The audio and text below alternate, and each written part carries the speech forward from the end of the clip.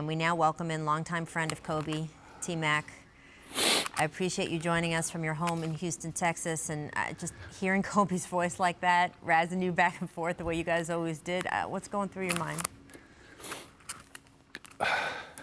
I'm devastated, just like everybody else. I mean, I think I'm the one person that has a connection that nobody else has with Kobe.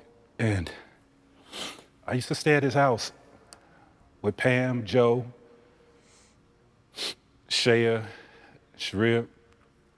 And, I just remember us the minute I walked through those doors, like it was just an instant bond. And, the stories that I could tell, being in there, him watching karate flicks and watching Michael Jordan home videos, and he would watch a certain part, pause and rewind the tape, and I was like, what the hell are you doing?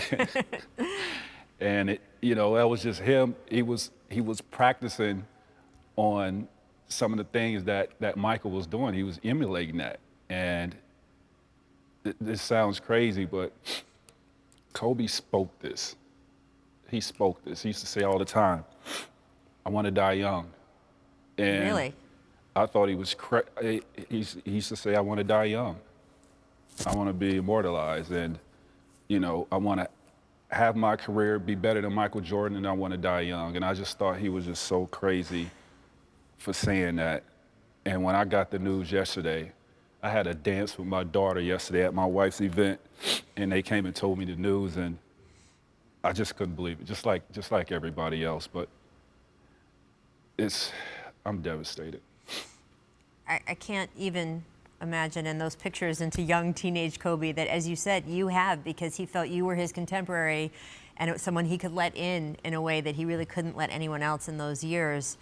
And yes, hearing you say, oh, I want to die young, I want to be a legend, that's totally in line with young Kobe. But older Kobe, the Kobe that you and I spent the last year watching, the 41-year-old Kobe, he wanted to be around, especially for his family. Can you tell me a little bit about just the way you guys have reconnected recently? And I mentioned earlier in the show, these AAU tournaments, it's not only texting and calling and the joking around, but then you would be at these tournaments together and you'd be the dad's club, right? Yeah, and clearly that statement was way before kids. Yes. And I'm sure, once he had kids, he didn't have that mindset.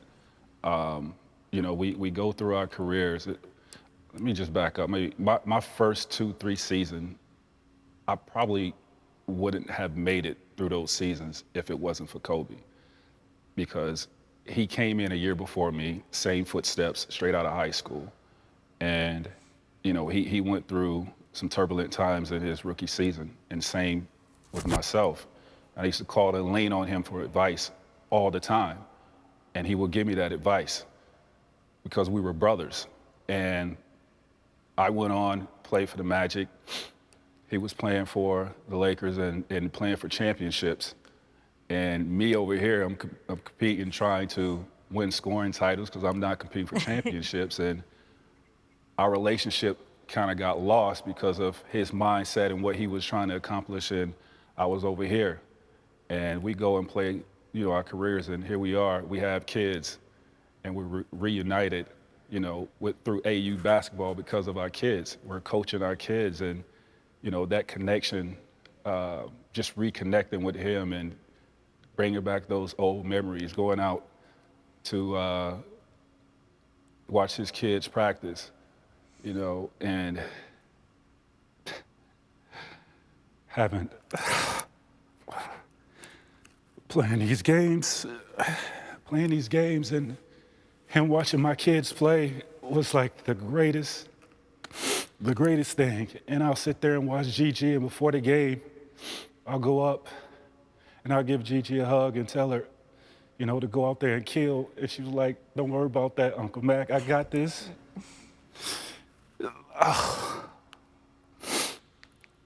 And she was special, man. She was special. She was built like Kobe. Her mannerism, everything. Just to watch her play, it was like watching a young Kobe. the move, she had a fadeaway at 13 years old.